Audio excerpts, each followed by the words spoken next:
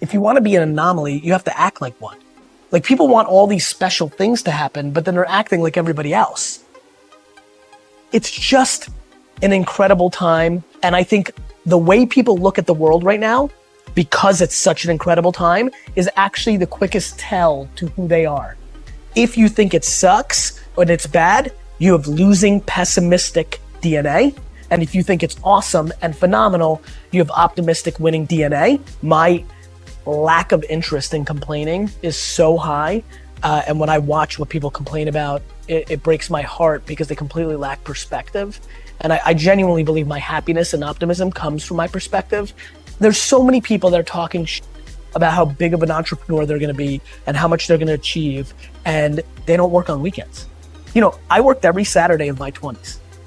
And I talk to 20-year-old entrepreneurs every single day. Lately, I've been saying to them, this Saturday, you're gonna have more time off than I've had in my entire 20s. So before you tell me how you're gonna be bigger than me, start thinking about what you're actually doing. Right.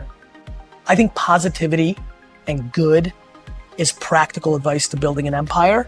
And I wanna be the poster child of the person that built the biggest, baddest empire and did it by being a good dude along the way. I plan to instill kindness into my kids. I plan on instilling perspective into my kids. I plan in instilling just being a good human being, right? I don't need them to be an entrepreneur. I don't need them to make me proud. They don't need to go to Harvard. They don't need to do shit. They need to be themselves, all in, and they need to be kind, and I'm good. And I don't judge myself. I'm fully in love with myself. But I'm also fully in love with everybody else too. It goes both ways. I tell people to buy into me, that work for me, it's because I buy into them first. I don't need anybody to gain trust with me. It's there. The reality is that it's just never been better to be a human being. That's just the truth. That's just data. That's reality.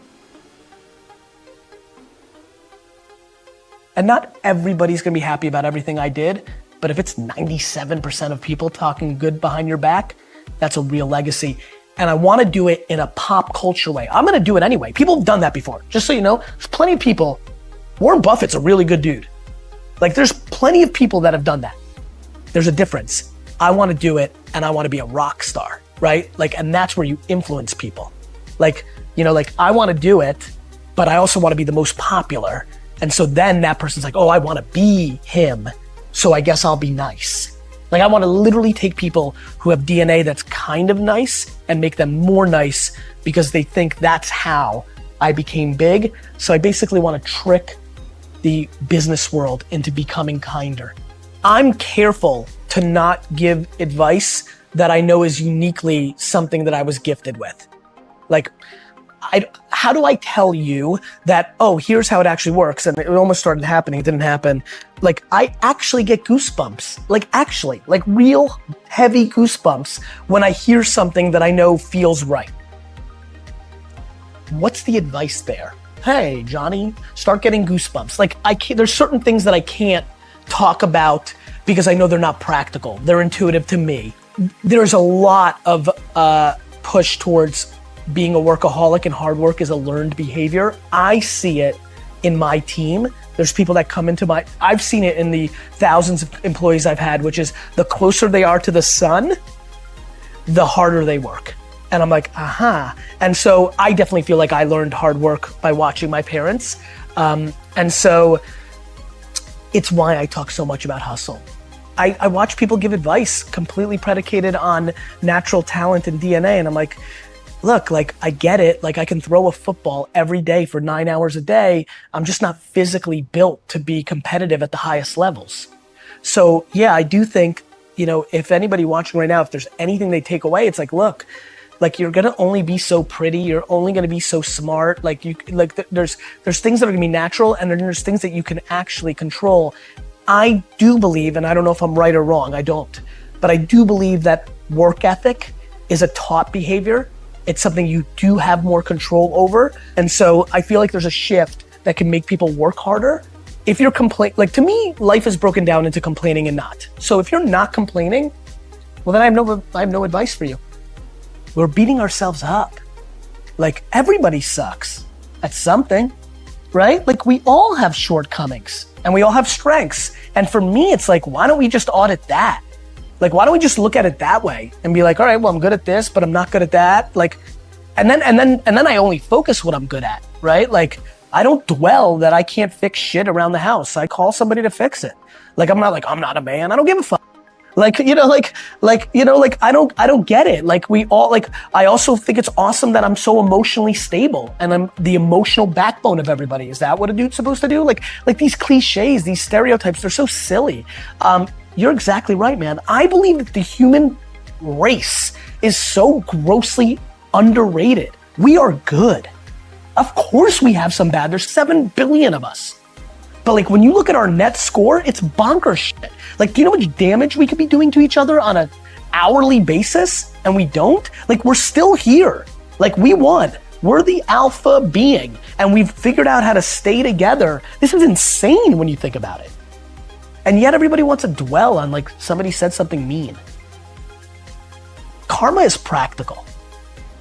I love how people think karma is like this weird thing. Doing good for other people is a good strategy.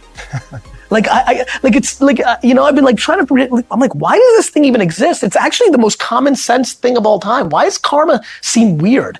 The fuck is karma? Like, wait a minute. So you're telling me like, if you do lots of good things, that weirdly good things happen to you? Yeah, that seems like common sense. Like, it's amazing to me. Anyway, I tried to do all the right things. We started rolling. There seemed to be an opportunity for somebody to sit above our current head of HR. And so we decided there was that opportunity, but I could not call her the head of HR. I did not want the world to think of that's what we were doing. And I wanted her to sit at the pedestal as the most important person in the company besides me, more than the CFO, more than the COO, which got you into chief, right? And then, heart just seemed right. Like, it just seemed like a nice word, So it didn't have like, if she was chief emotion officer, then she'd be CEO and that'd be weird. So it just fit. And have you seen other companies pick this up? We've seen companies like NASA and other big companies reach out to us and they're like auditing us. Wow. I have a feeling that it could happen. Yeah, I feel it could happen. That would be a great legacy. I want to do the following. I'm fascinated by the same thing that attracts so many of millions of people to people that are selling bullshit. Those same people are attracted to me. And what I want to do is suffocate out all those other people and become the alpha of that entire world of people that are hoping and are desperate to look at me. And what I want to do is inspire 2 14-year-old girls in Kansas City right now to build $1 billion company on having a bunch of employees hugging each other in the halls. I think that Steve Jobs came along, became an icon, but the sad part of that narrative was he did not treat his employees well. He became an icon and the narrative became he got the most out of people by being a jerk. And that became romanticized.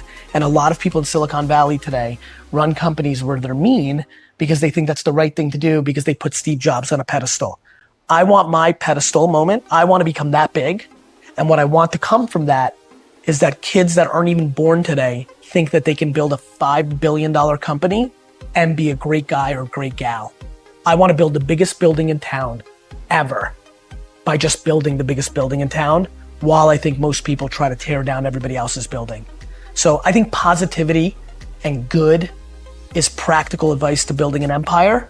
And I want to be the poster child of the person that built the biggest, baddest empire and did it by being a good dude along the way.